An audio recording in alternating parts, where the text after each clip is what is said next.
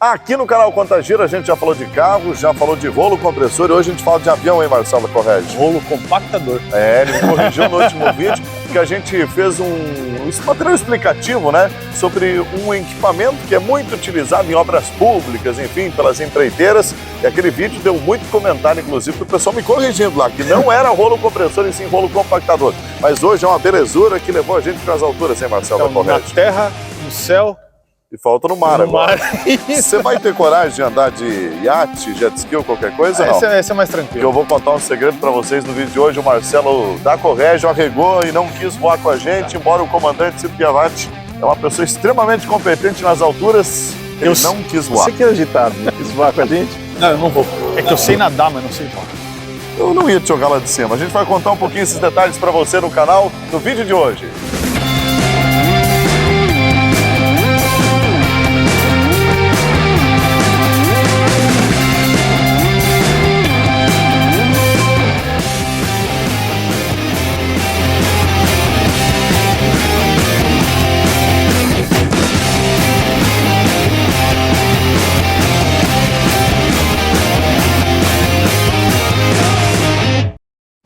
E a gente veio hoje mostrar para vocês algumas imagens do Aeroclube de Francisco Beltrão. Aqui tem formação de pilotos, tem voos esportivos, o pessoal salta de paraquedas e tem até voo comercial que acontece nesse aeroporto, tem um aeroclube anexado aqui.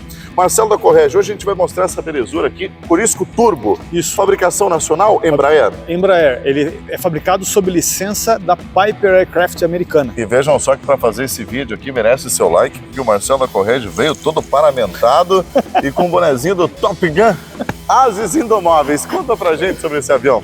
Então, todo mundo conhece como é que funciona o motor do Fusca, 4 cilindros opostos em boxer, né? Aqui nós temos um motor Continental Lincoln, são 6 cilindros opostos. É muito semelhante ao funcionamento do Fusca. Refrigeração a ar também, então a gente não tem radiador. O radiador de água, né? Radiador somente aéreo. Então o ar entra pela frente e sai pelas aletas aqui, refrigerando o sistema que comporta o motor. É uma peça menos para dar problema e causar peso no avião. Exatamente, também, né? Tá? Aliás, na aviação tudo é feito para diminuir o peso. Né? E diminuir a manutenção também, né? Outra coisa, Marcelo, em altitude, a temperatura baixa pode provocar o congelamento do fluido de arrefecimento. Então é um problema a menos para ter que cuidar, ter que botar um sistema de aquecimento e então minimizado. Aquecimento, a refrigeração a ar, ela libera o sistema disso aí. Eu quero lembrar também as pessoas que estão acompanhando a gente que esse é um vídeo, não é para especialista em aviação. Então daqui a pouco aparece um monte de gente aí cheio de dados técnicos, especialistas. Esse vídeo que a gente está gravando... É quebrar o gelo, né? É para quebrar o gelo, é para aquela pessoa que tem curiosidade de saber como funciona um avião, o leigo, aquela pessoa que de repente gostaria de saber. Eu até imagino a primeira pergunta das pessoas: quantos quilômetros por hora eu preciso para decolar um avião como esse com 4 passageiros? Então, a gente tem uma indicação de mais ou menos 80 nós, dá aproximadamente 158, 160 km por hora de velocidade para decolar, para descolar do chão, seria o termo correto, tá? Então é uma aeronave que tem um motor de 200 cavalos, tem carro que tem potência maior que essa, inclusive. Eu acho que a segunda pergunta que o pessoal está fazendo, se fosse um carro, um motor de carro, aproximadamente em termos técnicos, que motor de carro a gente teria num avião como esse? Um motor 2.0 turbo. Seria o equivalente. Que está embarcado num Golf. Tá num Golf, exatamente. Com motor de Golf. A linha da Audi, a linha da Mercedes, a linha da BMW. Não motores. É recomendável, mas tem um monte de gente aí que bota uns motores de HB20 para voar nas costas, né? O que mais a gente tem de característica nessa aeronave? Bom, todo motor de combustão interna tem que ser acionado por um combustível. Aqui nós temos o querosene, não, gasolina. Esse avião é movido a gasolina. Mas é a gasolina querosene de aviação, né? Querosene é só para jato. Tá? Então todo mundo acha que avião sempre é querosene. Não, esse cara aqui é gasolina de aviação, é a Gás AV. É uma gasolina azul, que é a única gasolina brasileira que é permitido que seja composta por chumbo. Ainda que um baixo teor de chumbo. Ela tem uma octanagem na casa de 100 rum, aproximadamente. E esse chumbo, ele foi retirado da gasolina de carro porque ele é cancerígeno. Mas no avião não é? É. Só que como o uso é menor, então um problema de toxicidade também fica menos espalhado, né? A concentração é baixa porque o nível é baixo no combustível. Mas por que não tira então da gasolina do avião? Porque os motores têm que ser adaptados para isso aí também. Então tem que mudar toda a tecnologia de acionamento de motor com relação a dominar a potência gerada com aquela octanagem mínima, o chumbo garante. Tão cedo não vai embora. Tá? Então o chumbo vai ficar para isso. Então o que o chumbo faz? Levanta a octanagem da gasolina. Ele faz com que o pistão aperte a mistura sem explodir até um ponto. Até que chega uma hora que a explosão causa o efeito contrário, empurrando o pistão em formato boxer, né? Como se fossem lutadores batendo mão com mão nesse motor. São pistões deitados para poder fazer o virabrequim rotacionar. Marcelo, aqui nós temos um acoplamento direto, não tem caixa de câmbio. O virabrequim está ligado na hélice. A única coisa que muda aqui, tem um ajuste lá dentro, né, que vocês mostraram nas internas, a gente regula o pitch, que é o ângulo que essa hélice fica. O ângulo de ataque na pá da hélice, né? Então aqui ele está cheio, né? Então ele puxa o vento e empurra para trás. Quando o pitch está zerado, a hélice gira boba, então ela só faz barulho, mas não causa movimento nem para frente nem para trás. A gente chama isso de embandeiramento. Isso serve para diminuir o arrasto aerodinâmico em caso de baixa potência do motor e tentar um voo mais planado. As pessoas têm muita dúvida de realmente, de fato, o que faz o avião decolar. Será que é só a hélice? Digamos que a hélice tem um papel importante. Você sabe qual que é realmente o fundamento da hélice no avião, não? Acho que deixar todo mundo refrigerado dentro da cabine, né? A principal função da hélice é manter o piloto e os passageiros refrescados. E quando ela porque se aquela hélice parar, rapaz, dá um suador danado. Marcelo, nada ruim, né? Conta uma lenda que na aviação civil, o que faz um avião voar é dinheiro. Também. Agora, o pessoal realmente pergunta, Marcelo da Corrégio, o que faz tirar o avião do chão? Eu acho que aqui está uma grande explicação, né, que você pode dar pra gente, né? Então, se vocês acompanharem o formato aqui da asa que está sendo mostrado pelo nosso cinegrafista Vitor, esse percurso aqui, ó, ele é maior do que esse percurso. Então, com o deslocamento da asa para frente, é fácil de entender que o ar aqui passa rápido e aqui passa devagar, porque esse percurso é maior. A diferença de pressão entre esse lado e aquele, aqui no meio, gera uma zona de baixa pressão aqui em cima.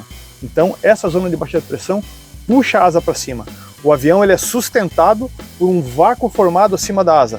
Em outras palavras, quanto mais ar passar em relação à parte de cima e à parte de baixo, mais sustentação tu vai ter. Muita gente tem. O avião não voa parado. Muita gente tem a ideia de que o vento bate embaixo da asa e leva o avião para cima. Não, essa ideia baixa é errada. pressão. Na verdade, o vento passa aqui deslocando mais rápido, cria um vácuo aqui que faz com que o avião seja sugado para cima. O termo que se usa, vácuo, melhor é baixa pressão do que vácuo. Tá? O vácuo na engenharia mecânica ele é considerado qualquer pressão inferior à atmosférica, certo, que não é o caso aqui. A gente tem uma pressão mais baixa em cima do que embaixo. Então, quanto mais rápido voar, Marcelo, mais baixa pressão e mais sustentação tu vai ter. E vamos falar ao contrário. Se tu voar cada vez mais devagar, vai chegar uma hora que essa sustentação da baixa pressão não dá conta do peso do avião. A gente chama isso de stall. Velocidade, por isso que cada avião tem uma velocidade de stall, que seria a velocidade mínima. A gente não vai entrar em muitos termos técnicos e por isso eu vou pedir ao Marcelo da Corrégio vir aqui, porque aqui tem uma outra parte interessante da aviação que talvez seja um dos primeiros controles da aeronave, né? Talvez não o primeiro, mas um que consegue dar direção de altura para a aeronave. É aqui que nós temos duas peças importantes também nessa asa, né? Aqui é o aileron, aqui é o que vai fazer o avião inclinar a asa para cima e para baixo quando vai fazer a curva, para facilitar a curva, e aqui é o flap. O flap, quando ele abaixa, ele aumenta a sustentação em baixa velocidade. Esse controle aqui, o comandante tem no MURCH. Né? Toda vez que o comandante virar o MURCH da aeronave, é essa parte... Vai subir ou vai descer. Se ele virar para cá, essa aeronave vai ter uma baixar a asa. A descer para cá, né? Então o controle dessa peça aqui, que ela sobe e desce em relação à asa, está no MURCH da aeronave, né? E aqui é o flap. O flap é um controle de alavanca que fica na parte central do painel. Aqui, quando ele é abaixado, a asa ela fica com menos pressão em cima ainda. Então o vento passa mais devagar em cima dela. Utilizado na decolagem. E pouso também. Tá? Então o que vai permitir isso aqui? Vai permitir voar em velocidade mais baixa ainda, sem chegar na velocidade de stall, sem perder sustentação. Então um Boeing, por exemplo, tem 5, 6 ângulos possíveis. 5, 10, 15, 30, tem 3. No Boeing são 5, 10, 15, 20, 30 e 45, se eu não me engano. Ou 45 ou 40. Aqui são 3 ângulos. A gente tem até uma aeronave aproximando nesse momento. Está chegando ali em um dos hangares, né? Mais uma aeronave está chegando aqui no Aeroclube da cidade de Francisco Beltrame. É interessante porque tem uma velocidade bem tranquila. Agora vai haver o desacionamento dos motores, enfim, para que o pessoal possa aguardar num dos hangares essa aeronave. Mas continuando essa explicação, a gente vai para um outro espaço aqui, que é uma outra parte controlada dessa aeronave, né? E a gente vai falar aqui agora do profundor de leme. Estabilizador vertical. Estabilizador vertical. O que os populares, aqui o empenamento, né, o pessoal costuma chamar isso de leme, mas leme está no navio. O leme é do navio. O leme é de navio. Porque justamente essa parte aqui, ela dá a direção do nariz do avião, né? E onde é que controla ela? Essa não parte, é na mão. Essa parte é controlada por dois pedais, né? Então é como se fosse dois freios pro avião. Só que... Inclusive, se você pressionar os dois pedais desse avião, você tem o efeito do freio, né? O efeito do freio, mas no solo, né? No solo. Atua na roda, até tem ali o sistema de freio do avião nas rodas, ele é bem exposto, inclusive. Então aqui a gente faz a movimentação dele utilizando a pedaleira no avião, que fica escondida, ninguém vê, fica abaixo do painel, né? E uma coisa interessante, né? Porque existem dois pedais, né? E quando você aperta o lado esquerdo, nós temos a aeronave fazendo a curva para o lado direito. Tu aperta para o lado que tu quer ir, né? Então, outra coisa, além de apertar para frente e para trás, ela faz assim também. Então, esse efeito é freio. Certo. Tá? Abaixou a ponta do pé, é freio. Botou para frente e para trás. Nós temos o controle do chamado leme, que é uma expressão utilizada aqui no navio, que dá direção para o navio, né? Mas isso no ar somente, né? Marcelo, o projeto original dessa aeronave, ela era composta por essa parte de asa alta aqui embaixo. E só que foi modificado. Por quê? Essa parte aqui embaixo, ela tomava vento sujo da hélice da asa principal da aeronave. Vento sujo é uma expressão utilizada para um vento turbulento. Um vento turbulento. Então, o que é um vento adequado? É um vento de uma camada ali, laminar de ar. Então, quando ela passa por uma interferência, ela fica turbulenta e aí a aviação chama de vento sujo. Fizeram um projeto de modificação, colocando ela mais para o alto, para poder ter regime laminar de entrada. Tá? Isso facilitou uma coisa e piorou outra. O que deu de bom? A aeronave vibrou menos, ficou mais confortável para os passageiros, tá? Só que o que tem de ruim em ter esse sistema lá em cima? Durante a aproximação, tu tem um ângulo de chegada. Então a aeronave, ela abaixa a traseira e levanta a dianteira por conta de um ângulo pré-stall que ela vai ter antes de tocar a pista. Só que aí vem um problema. A asa dianteira faz sombra de vento para a traseira.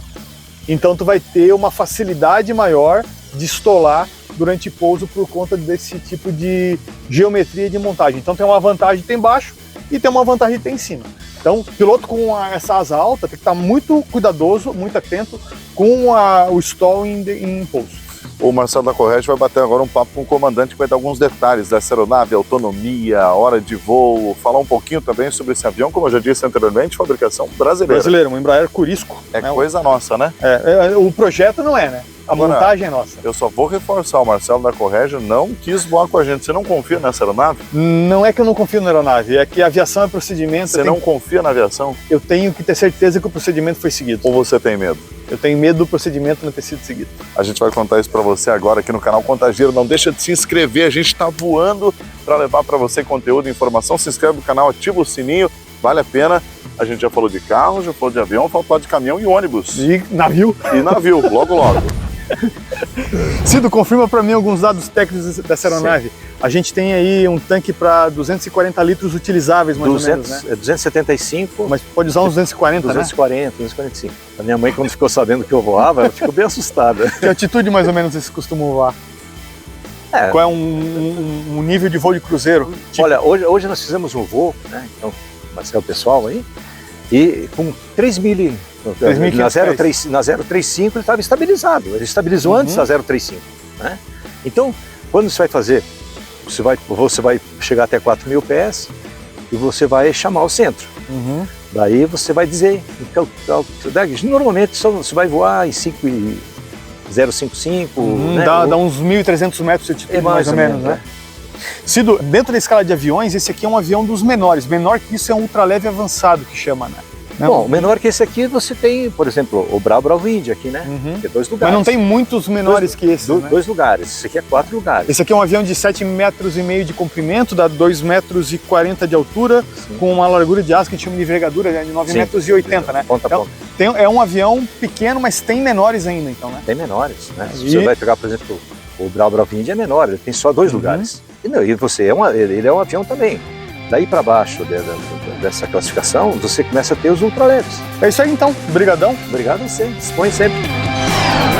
E aí, gostou do vídeo de hoje? Espero ter ajudado. Se você é especialista em aviação e assistiu o nosso vídeo, como a gente disse no início dele, é um vídeo explicativo para leigos da aviação. Broken mais, quebra-gelo.